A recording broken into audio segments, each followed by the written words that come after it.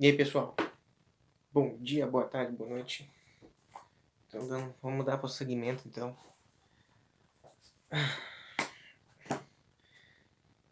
Ao livro.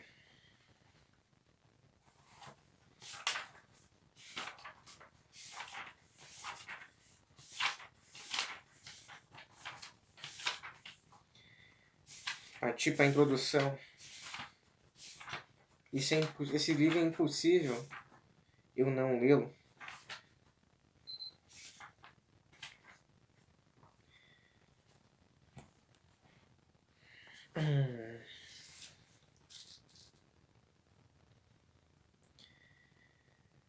Durante os anos do regime militar brasileiro que ocorreram de 1964 a 1985, descrito na capa, né?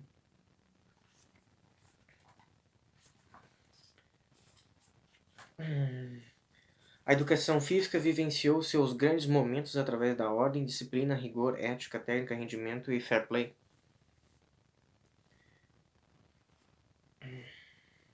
Esses eram alguns de seus atributos mais notáveis. Este livro não é mais um meio desta história, não apresenta argumentos já reconhecidos pela comunidade acadêmica da educação física, quase sempre vagos e equivocados, quando não desonestos. Esta é uma pesquisa que corre na contramão, para tanto, rema literalmente contra a maré. Os livros ou artigos que discutem a educação física durante o regime militar se apresentam unidos por uma forte convicção, arrisco dizer, uma convicção meramente ideológica e parcial da história, pura doutrinação marxista. Nesse sentido, ao nos depararmos com tais referências, questionamos e impacientemente nos perguntamos do que raios, entre aspas, esses autores estão falando. As críticas quase sempre giram em torno do que eles entendem por uma educação física alienada, mecanicista, biológica, burguesa, disciplinadora e etc. Quando se refere às técnicas, atacam a educação física por essa se servir de uma referência conservadora, pertinente ao desporto de espetáculo ou de alto rendimento. Acusam-na de servir aos interesses do Estado, este moralizador, controlador e autoritário. Segundo a retórica marxista, né? Em suas críticas é muito comum observar uma associação de educação física dos anos 64 e 85, este período, com os regimes totalitários de Hitler e Mussolini, algo inconcebível. Aliás, uma comparação que sugere desonestidade acadêmica ou desconhecimento da história. Eu acrescentaria, na verdade, compilaria os dois. Burrice e malícia não são indissociáveis. Para os opositores da educação física conservadora, é preciso modificar sua estrutura, rejeitar a ordem, a disciplina, o comando, a hierarquia, a técnica, a moral, o racionalismo, o mecanicismo, o desporto de alto entendimento, a seleção, a aptidão física e tudo que possa estar relacionado com a sociedade burguesa, pois defende a ideia de que no contexto de causa existe ordem. Essa seria a nova ordem mundial. Ou seja, remover a educação e seu caráter ensinador da educação física. Outro ponto inconcebível. Quando nos perguntamos do que esses críticos estão falando ou no que eles querem transformar a educação física brasileira, as respostas podem ser das mais diversas. Desde uma otimista pergunta, pois alguns podem pensar que essa possibilidade de mudança tornaria a educação física mais democrática, até a mais pessimista, que é a própria tese deste livro. Alessandro Barreto Garcia, palavras dele. A educação física, nesse caso, se encaminharia para uma absoluta decadência de valores de procedimentos didáticos, de uma falta de técnica, rendimento, ética, entre outros atributos inerentes à educação física tradicional ou tecnicista. Partindo da hipótese desesperadora para a qual a educação física se encaminha ou já se encontra, estudamos os críticos da educação desportiva à luz de algumas das mais importantes obras conservadoras do Brasil. Iniciamos esse livro analisando as obras, analisando a raiz do que estaria por trás das críticas em relação à educação física militar dos anos de 1964 a 1985. Seria, portanto, o marxismo travestido no que hoje podemos chamar de marxismo cultural? Muito bem, vamos esmiuçar e explanar um pouco o que seria marxismo cultural. O marxismo cultural nasce com a escola de Frankfurt, os frankfurtianos, Herbert Marcuse, Theodor Adorno, entre outros, na qual funcionou como um instituto de pesquisa social, Citação de um livro de Miguel Reale Júnior, 2005. Segundo o professor Olavo de Carvalho, em 2002, isso ele já disse, sua fundação teve ajuda direta de Felix Weil. E seu primeiro colaborador e diretor foi Carl Grunberg. Segundo o professor Olavo, aponta que Felix achava muito lógico usar o dinheiro que seu pai acumulara no comércio de cereais como um instrumento para destruir, junto com sua própria fortuna doméstica, a de todos os demais burgueses. Professor Olavo de novo. Quer dizer que muitos dos chamados revolucionários são burgueses brincando com o dinheiro do papai. É.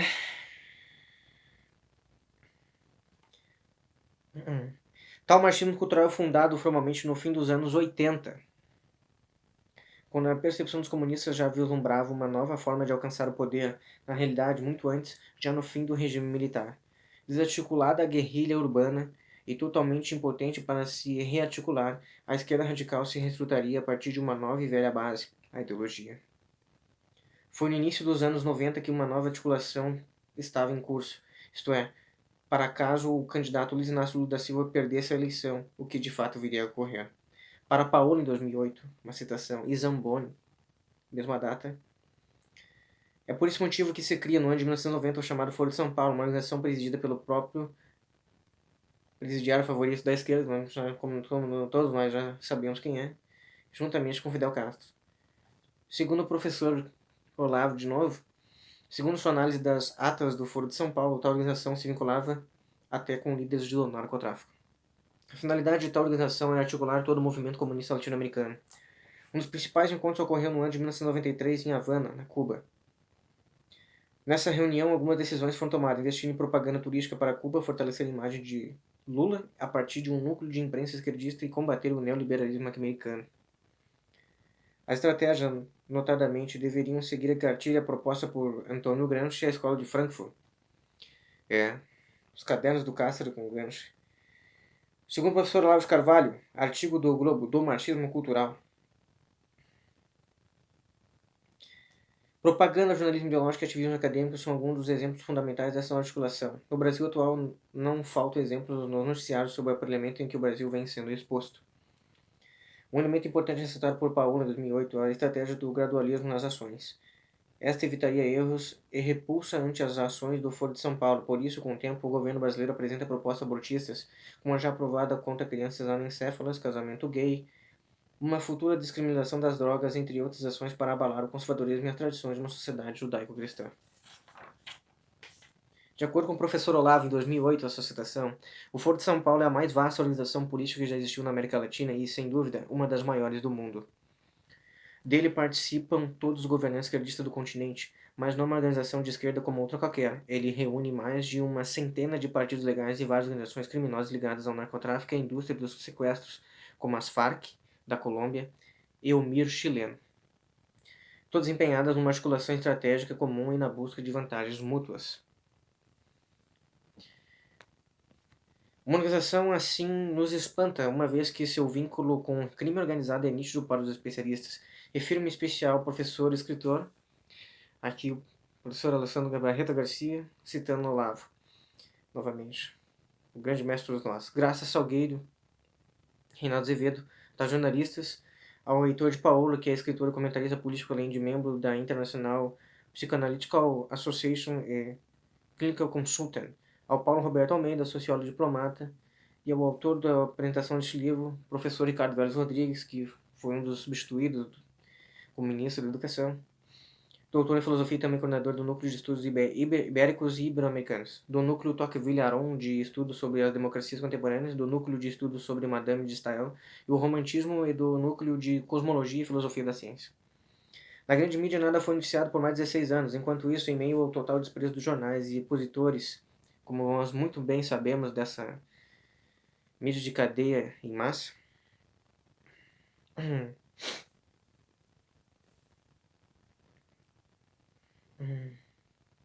o Foro de São Paulo aos poucos dava forma ao que mais tarde reconheceríamos como a mais orquestrada organização marxista cultural da América Latina.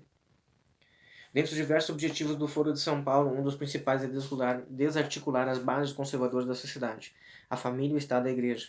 O sociólogo Almeida, 2010, outra citação indireta, também destaca que o anticapitalismo é a característica-chave do Foro de São Paulo, pois sua organização se prontifica desde a sua fundação a uma recapitulação da velha tradição marxista, sua rejeição ao mundo burguês e para a finança internacional, além de carregar em si uma ideologia perigosa e muitas vezes desastrosa. No anti-imperialismo de cunho leninista, isso nos parece ainda mais claro.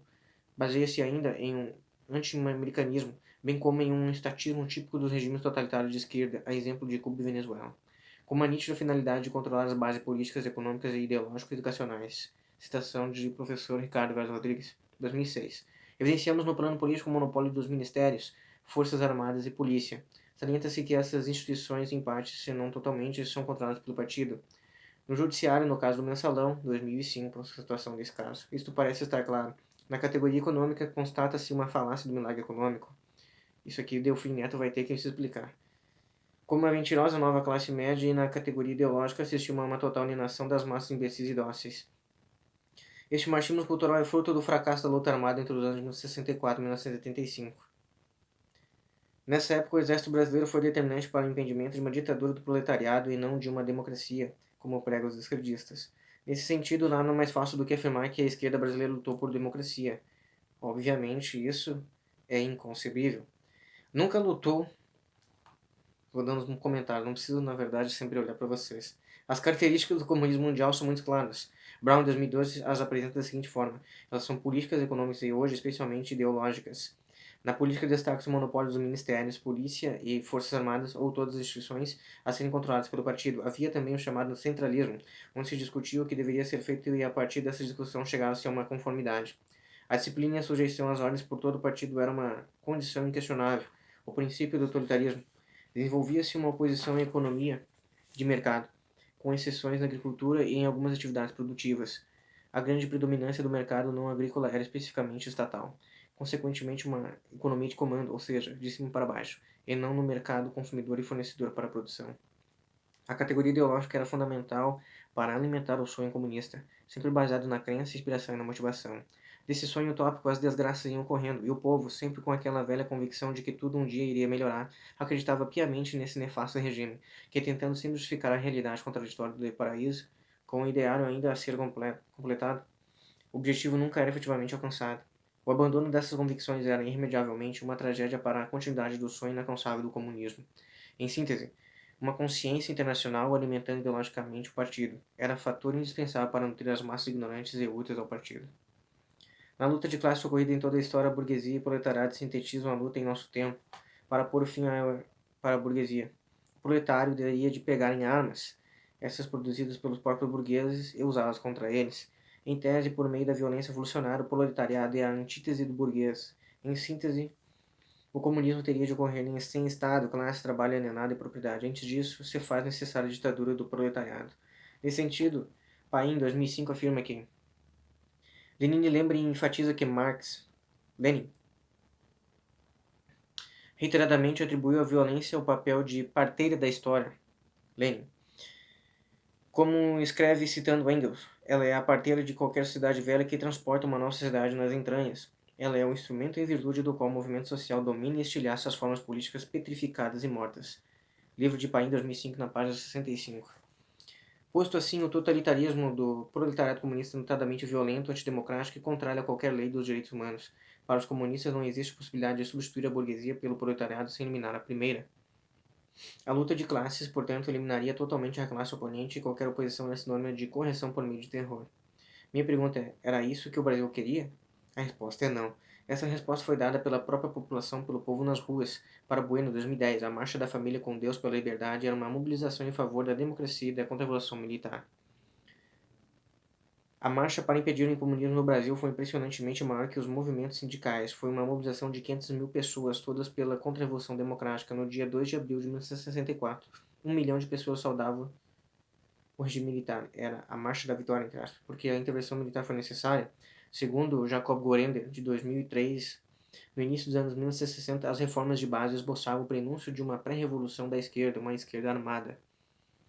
Nessa época, precisamente em 1962, Amazonas, Grabois e Pomar articulam o que para eles seria o verdadeiro Partido Comunista, o PCdoB, Partido Comunista do Brasil, separando-se do PCB, Partido Comunista Brasileiro, também chamado de PCB.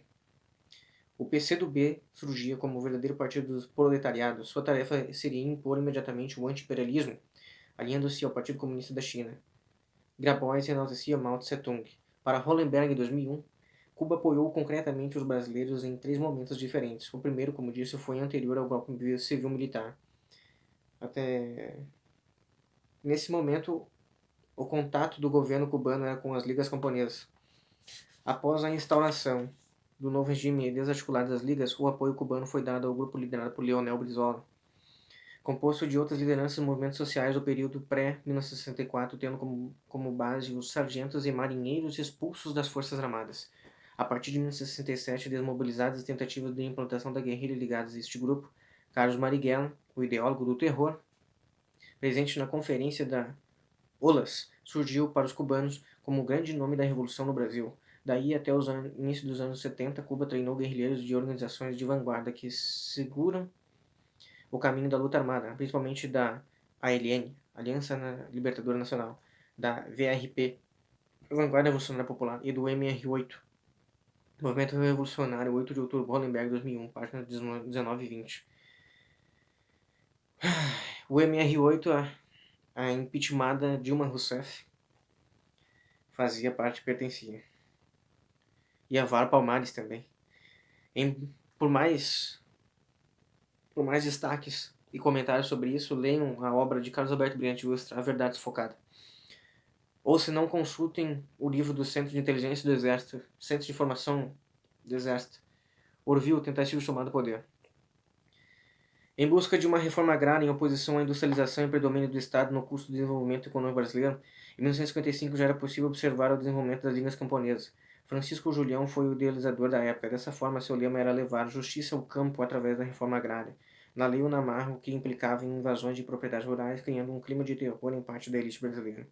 Priori Venâncio, em 2010, na página 273, já citado, parágrafo acima. Nesse clima de terror que antecedia a contra-revolução de 1964, o Brasil se encontrava em perigo de uma revolução do proletariado, essa que certamente tomaria o caminho das revoluções típicas da mentalidade comunista internacional. O Brasil, com os militares de 64, afastava-se do terror da URSS, China e Cuba, só para citar alguns. Em 3 de outubro de 1960, Jânio Quadros vence as eleições, tendo como seu vice João Goulart, Jango. Em 1961, Jânio Quadros condecora o assassino Ernesto Che Guevara com a Ordem do Cruzeiro do Sul. Tal posicionamento já era para muitos militares um mau presságio, e para a população brasileira seria uma maldição.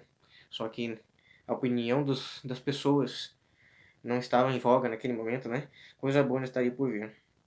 Resultado, o presidente da República, Jânio Quadros, renuncia a seu mandato. Sendo que, na ocasião, o vice-presidente da República Brasileira, o Jango, estava visitando os comunistas na China, com certeza. E era esse o ranço que os militares tinham contra o Jango, que queriam que ele não voltasse. Deputado Ranieri Mazzilli assumia a presidência conforme previsto pela Constituição. A seguir, se constitui uma junta militar. Brizola, que era cunhado de Jango, defendeu com unhas e dentes. O resultado foi uma mudança de um regime presidencialista para um parlamentarista. O primeiro-ministro era Tancredo Neves, que não ficou muito tempo, acometido por câncer. Deste instante em diante, o Brasil entrava em pleno colapso de sua ordem. Eram greves dos hospitais, escolas, transportes, tudo estava parando. Nesse ambiente, Jango reata relações com os comunistas da URSS e se opõe às restrições impostas a Cuba. Determinava também as reformas de base, agrária, fiscal, educacional, entre outras. Riscou sua aliança junto ao seu cunhado Leonel Brizola, um esquerdista de carteirinha, com o Partido Comunista Brasileiro e com a UNE. Nós deveríamos trocar esse nome de UNE, né? Porque de estudante não tem nada, e faz tempo. Brizola será conhecido pela sua intensa participação na organização de grupos subversivos. Por meio de uma cadeia radiofônica liderada pela rádio Mairink Veiga, Brizola incitava o povo a organizar grupos que, depois de unidos, formariam o Exército Popular de Libertação, EPL. Os G11, o grupo dos 11, seriam a vanguarda avançada do movimento revolucionário, entre aspas, e deveriam, segundo Brizola, considerar-se em revolução permanente e ostensiva. Citação de Carlos Alberto Brilhante Ustra, 2007, na página 76. Verdade desfocada, acredito eu. É bom lembrar que Brizola foi o idealizador que colocou em prática o Grupo dos 11, cuja finalidade era proporcionar um golpe de Estado segundo as técnicas de guerrilha aprendidas em Cuba. Até 1961, 25 núcleos terroristas foram instalados em Pernambuco, eram provenientes da chamada Ligas Camponesas organizada por Francisco Julião. Em 1957, Julião já havia visitado a União Soviética, o URSS. De 1960 a 1961, as ligas já organizavam reuniões em 10 estados. USTA 2007 apresenta as seguintes informações. No período de 1960 a 1970, 219 guerrilheiros, além de outros não identificados, fizeram treinamento militar em Cuba. Alguns ainda no governo Jânio Quadros, poucos no governo Jango e a maioria após 1964. Em 4 de dezembro de 1962, o jornal O Estado de São Paulo noticiou a existência de áreas de guerrilha e anunciou a prisão de membros da Liga Camponesa, em Indianápolis, no interior de Goiás, hoje Tocantins. USTRA, 2007, página 138. Deste modo, é totalmente mentirosa a argumentação de que a esquerda armada atuava em oposição aos militares após 1964. Ainda mais falsa é a tentativa inútil e infantil em fazer a intelectualidade brasileira acreditar que os esquerdistas, machistas e leninistas lutavam por democracia. Essa é uma versão tipicamente utilizada por propagandistas do nazismo, a exemplo do maior deles, Goebbels. Essa historinha só engana as massas úteis ao próprio partido, bem como aqueles que recebem uma educação ideologizada e intelectualmente desonesta. Conforme Ustra, 2007, em 31 de março de 1966, portanto, antes do ato institucional 5, uma bomba explode no prédio dos Correios de Recife. Outra bomba, nesse mesmo dia, atingiu a residência do comandante do 4º Exército. Uma terceira é destinada para a Câmara Municipal. Falha. Em 20 de maio, os atentados terroristas se destinavam à Assembleia Legislativa, sendo arremessados coquetéis Molotov e uma banda de dinamite. Em 25 de julho de 1966, explode outra bomba atingindo um civil que sofreu escoriações pelo rosto. Esse atentado ocorreria no Serviço de Informação dos Estados Unidos. Por sorte, ninguém saiu ferido. A última, direcionada ao Marechal Costa e Silva, havia sido colocada no saguão do aeroporto de Guararapes. No entanto, às 8 horas e 30 minutos da manhã, anunciava-se que o Marechal não desembarcaria no aeroporto. Em função desse anúncio, por sorte, as pessoas se afastaram do local. Naquele momento, um guarda civil observa uma maleta e a entrega no balcão de aviação civil. Quando ocorre a explosão, conforme Houston em 2007, 15 são as vítimas. Morrendo um jornalista e um almirante reformado, o guarda civil teve sua perna amputada e um tenente-coronel perdeu 2 dedos. Outras vítimas ficaram com graves escoriações, ou entre essas, uma criança de 6 anos de idade. Os terroristas agiam indiscriminadamente e seus alvos eram tanto militares como civis. Tudo isso com a finalidade de se instaurar um regime do qual, notoriamente, já se antevia o resultado. Muitas mortes estariam por vir caso os militares brasileiros não se antecipassem a tais propósitos. Outros atentados terroristas em 1968 seriam destinados ao quartel-general do Exército Brasileiro, ocasionando a morte de um soldado, bem como de um capitão do Exército dos Estados Unidos e um major do Exército Alemão. Esse ambiente é que foi fundamental a intervenção militar, e com a brilhante definição do imperador Marco Aurélio, em 2009, na página 29. A finalidade de seres racionais é obedecer à razão e à lei da cidade e constituição mais venerável. Dito isso, nada é mais adequado ao domínio de si do que a própria alma ou razão. Nesse sentido, é prudente, para uma maior compreensão da influência dos militares na educação física, obtermos algumas informações preliminares mais adiante. Muito bem, chegamos ao fim da introdução. As referências. Almeida, Pensamento e Ação da Diplomacia de Lula, uma visão crítica, Revista Política Externa, volume 19, número 2, setembro, outubro e novembro, página 27 a 40, 2010. Aristóteles, Ética Nicômica, seleção de textos de José Américo Morta Peçanha, tradução de Vicenzo Coco, 1984, coleção Os Pensadores. Aurélio, Marco Aurélio, Meditações, editora Quiron, 2009. Brown, A Ascensão e Queda do Comunismo, tradução de Bruno Casotti, segunda edição, 2012. Bueno, Brasil, uma história, 5 séculos de um país em construção, São Paulo, 2010. Carvalho, Olavo de Carvalho, a maior trama criminosa de todos os tempos. Organização Zamboni, Conspiração de Portas Abertas, como o movimento revolucionário comunista se insurgiu na América Latina através do Foro de São Paulo. São Paulo, realizações, 2008. Jacob Gorender, Combate nas Trevas, a Esquerda Brasileira, das Ilusões Perdidas da Luta Armada, quinta edição, São Paulo, 1998. Neto, A Pedagogia no Exército e na Escola, Educação Física, 1920-1955. Motrivivência, ano 11, número 13, novembro de 1999. Paim, Avaliação do Machismo e Descendência, Lisboa, 2005. Instituto de Humanidades.com.br. Paola, O Eixo do Mal Latino-Americano e a Nova Ordem Mundial, São Paulo, realizações 2008. Venâncio Priori, Uma Breve História do Brasil, São Paulo, editora Planeta do Brasil, 2010. Hollenberg, Apoio de Cuba à Luta Armada no Brasil, Rio de Janeiro, 2001. Soeiro Amorim, a participação da Escola de Educação Física do Exército nos Jogos Olímpicos da Era Moderna.